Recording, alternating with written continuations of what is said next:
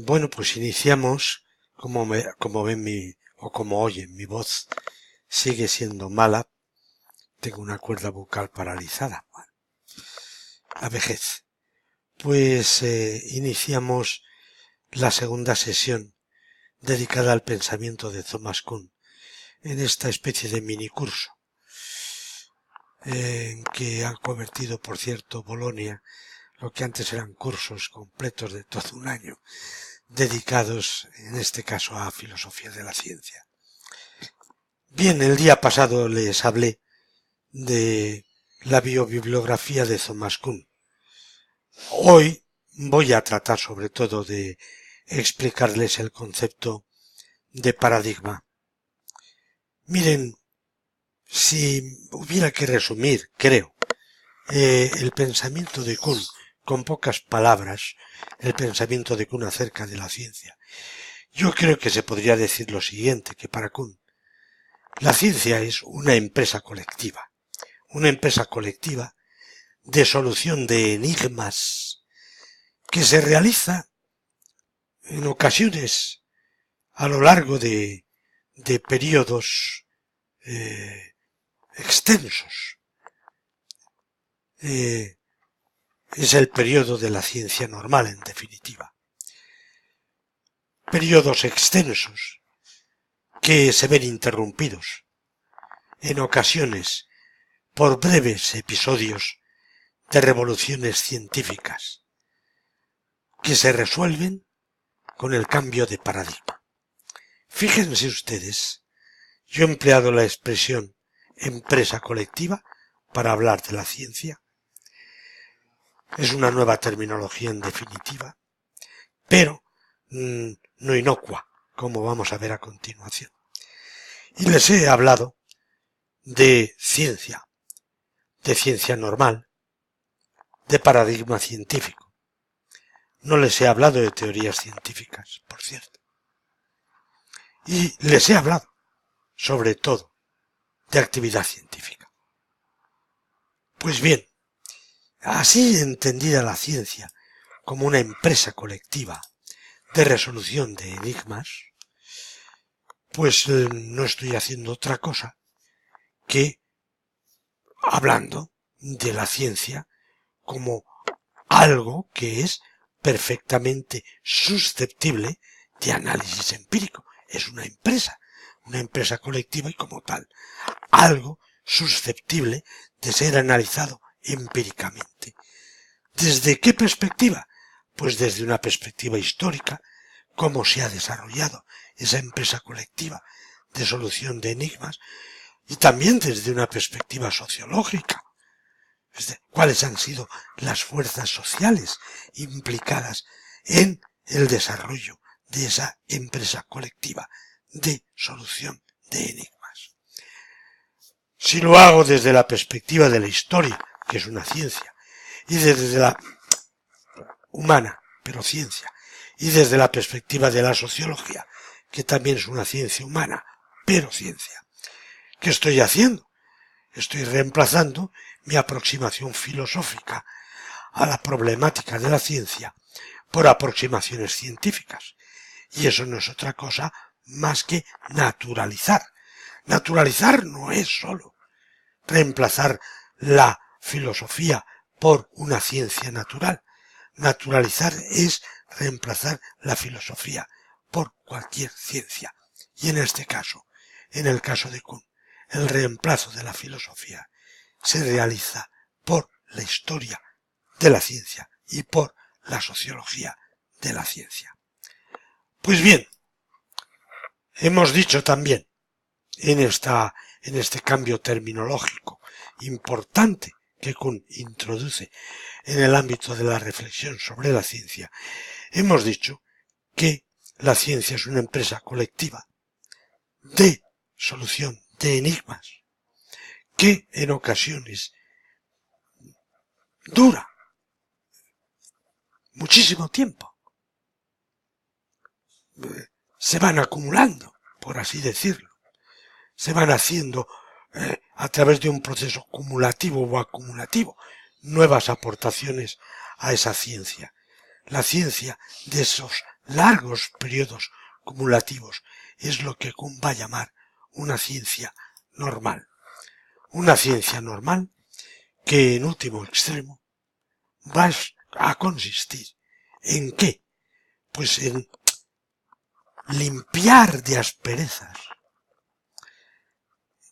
un poco como dice la Real Academia de la Lengua Española, limpiar, darle brillo y esplendor a la ciencia, eliminando conflictos internos, eliminando anomalías que puedan surgir en su seno, acumulando nuevas aportaciones, desarrollando nuevos experimentos que dan lugar a nuevos resultados que aportamos a la ciencia en cuestión.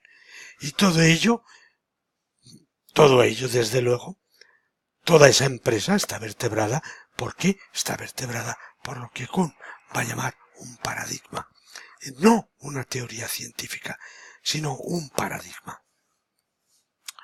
Un paradigma que va a ir siendo limpiado de asperezas, que va a ser abrillantado, pulido, que va a ser aplicado a ámbitos cada vez mayores, que va a encontrar en definitiva nuevas aplicaciones, etcétera, etcétera.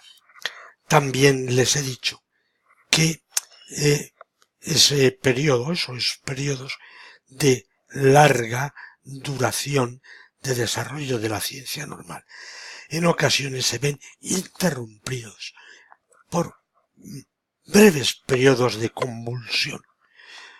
Son los periodos de revolución científica, esos periodos en los que la ciencia normal va a encontrarse en crisis. ¿Por qué? Porque el paradigma que vertebra ese desarrollo científico normal va a encontrarse, por ejemplo, con una anomalía recalcitrante a la que no va a dar respuesta y, sin embargo, sí que le va a dar respuesta, pues un paradigma alternativo que en un principio, como ocurre en política con las alternativas a los partidos dominantes, no va a contar con muchos adeptos, pero quizá con el tiempo puede llegar a convertirse en una verdadera alternativa que haga que el antiguo paradigma deje de ser dominante. Comencemos con preguntas molestas. Molestas para Kuhn. ¿Qué es un paradigma? Cuando uno ha leído, como yo he hecho, muy a menudo, la estructura de las revoluciones científicas, y ha intentado encontrar, como yo he hecho, definiciones en su seno, la frustración es lo que realmente acaba invadiéndole. ¿Por qué? Porque Kuhn no define. Kuhn no define, por no definir, no define ni siquiera lo que es paradigma. Trata de ilustrar el concepto, pues diciendo, por ejemplo, en alguna ocasión, que por paradigma se entiende un logro científico universalmente reconocido.